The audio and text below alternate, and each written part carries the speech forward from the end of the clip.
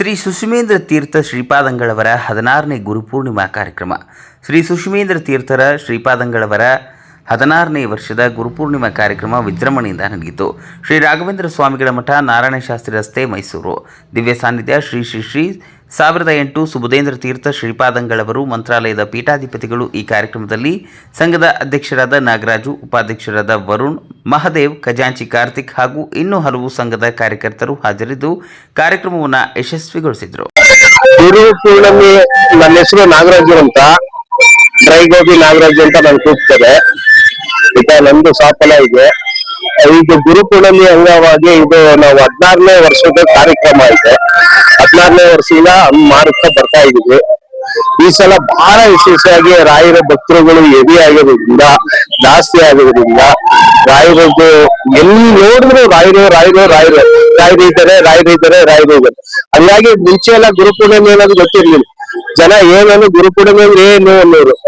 ಗುರುಪೂರ್ಣಿಮೆ ಅಂದ್ರೆ ಏನಂದ್ರೆ, ಆ ಗುರು ಅಂದ್ರೆ ಏನು ಅಂದ್ರೆ ಅದ್ರಲ್ಲಿ ಮನೆಯಲ್ಲಿ ಹೆಂಡತಿನೇ ಆಗಿರ್ಬೋದು, ತಾಯಿನೇ ಆಗಿರ್ಬೋದು, ಅವರೆಲ್ಲ ಒಂದು ರೂಪದಲ್ಲಿ ಗುರು ಆಗಿರ್ತಾರೆ.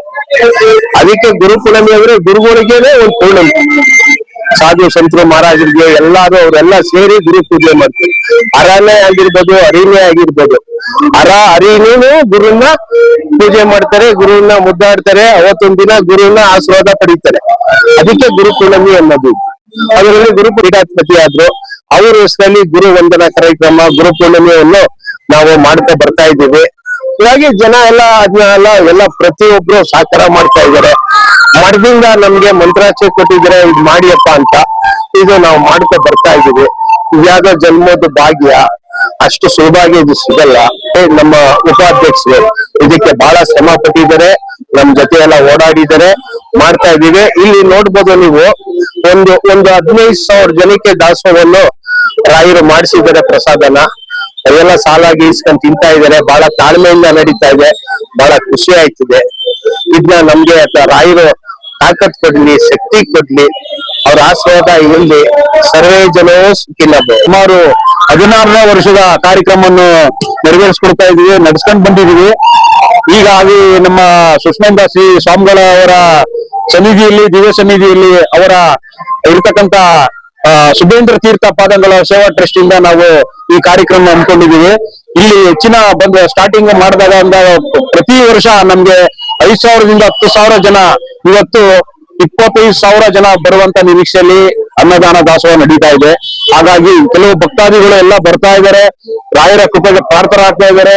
ಎಲ್ಲ ಜನಗಳು ಇವತ್ತು ರಾಯರಿಗೆ ತುಂಬಾ ಅಭಿಮಾನಿಗಳಿದ್ದಾರೆ. ಹಾಗಾಗಿ ನಾನು 2 ಮಾತುಗಳು ಹೇಳಿ ನಾ ರಾಯರ ಬಗ್ಗೆ ಇದು ಮಾಡಕ್ಕೆ ಹೇಳ್ತೀನಿ. ಈ ಸಂಜೆ 2 ಕಾರ್ಯಕ್ರಮ ಇದೆ. ಒಂದು ಸುಗಮ ಸಂಗೀತ ಇದೆ, ಒಂದು ನಾದಸ್ವರದ ಒಂದು ಕಾರ್ಯಕ್ರಮ ಇದೆ. ಎರಡನ್ನೂ ನಡೆಸ್ಕೊಡ್ತಾರೆ. ದಯಮಾಡಿ ಇಲ್ಲಿ ಭಕ್ತಾದಿಗಳು ಹೆಚ್ಚಿನ ಜನಸಂಖ್ಯೆಯಲ್ಲಿ ಬಂದು ಭಾಗವಹಿಸಬೇಕಂತ ಹೇಳಿ ತಮ್ಮಲ್ಲಿ ಮನವಿಯನ್ನ ಮಾಡ್ಕೊಳ್ತೇವೆ. ನಮಸ್ಕಾರ. ಮೊದಲನೇದಾಗಿ ಮೈಸೂರಿನ ಜನತೆಗೆ ಗುರು ಪೂರ್ಣಿಮೆ ಕಾರ್ಯಕ್ರಮದ ಆರ್ಥಿಕ ಶುಭಾಶಯಗಳು. ಇವತ್ತು ಗುರು ಪೂರ್ಣಿಮೆ, ಎಲ್ಲರೂ ಒಳ್ಳೇದಾಗಲಿ.